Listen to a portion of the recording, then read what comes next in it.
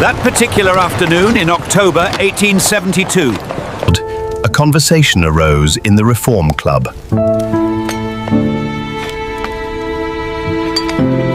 That would change the life of Phileas Fogg forever.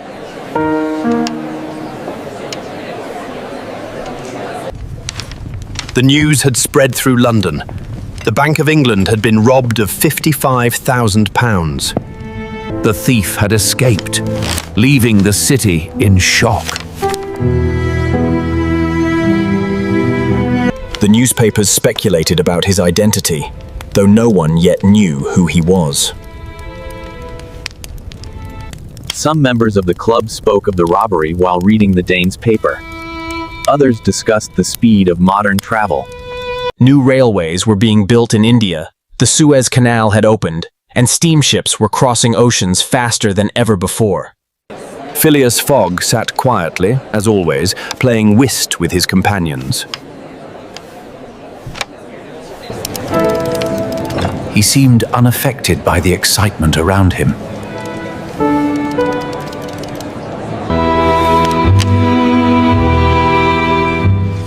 His calmness made him mysterious.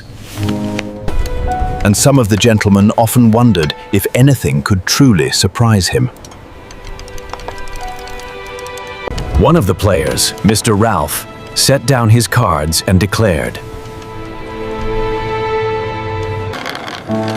"The world is growing smaller every day." Why, gentlemen? One might soon travel around it in a matter of months. "Months?" replied Andrew Stewart, another member, laughing. "You are too generous, Ralph. With all these steamships and railways, one might do it in 8 days or even less." The group chuckled, but Stewart's words caught the attention of Mr. Fogg. He raised his calm eyes from the cards and spoke in his measured voice. 80 days. It can be done." A murmur ran around the table at these words, and the players paused, staring at the imperturbable gentleman. Done? Nonsense! You cannot travel around the world in 80 days. It is impossible. On the contrary, it is entirely possible. I am prepared to prove it. The men leaned closer. "You speak seriously, Fogg?" "I never speak otherwise." "Then explain yourself." Without hesitation, Mr. Fogg produced a small notebook from his pocket. Inside was a neat timetable, drawn up with precision. He spoke as though reciting a mathematical formula, listing each stage of the journey with exact times. Exactly 80 days. Then, with calm certainty, he concluded, "Total. London to Suez, 7 days. Suez to Bombay, Town, 13 days.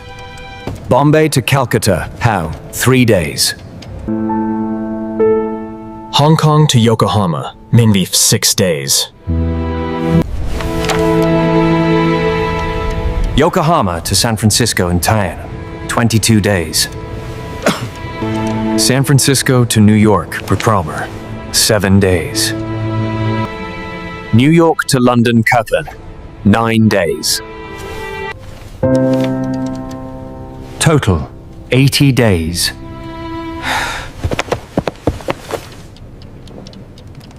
The men stared in astonishment. You forget storms, delays, accidents. You count only the minutes of the timetable, not the accidents of life. Accidents? I never plan for accidents. A true gentleman does not waste time on imaginary delays. The routes exist. The ships sail. The trains run. The journey is possible. Impossible! Even if you succeed in reaching India, the rest of the world will defeat you.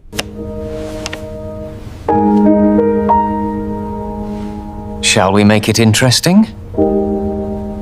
What do you mean? I propose a challenge. I shall go around the world in 80 days or less. If I fail, I will pay you £20,000. If I succeed, you will pay me the same. A silence followed.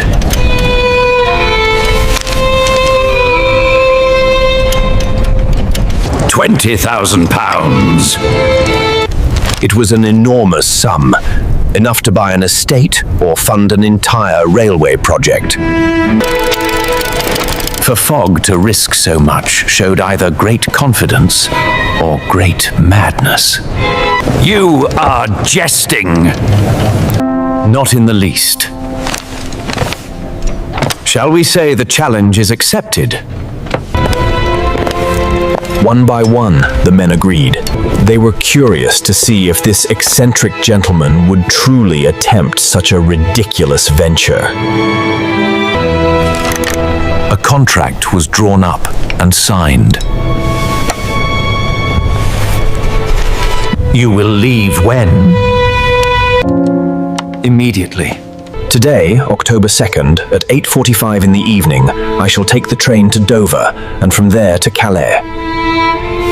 I shall return here to the Reform Club on Saturday, December 21st, at the same hour. Gentlemen, mark your calendars.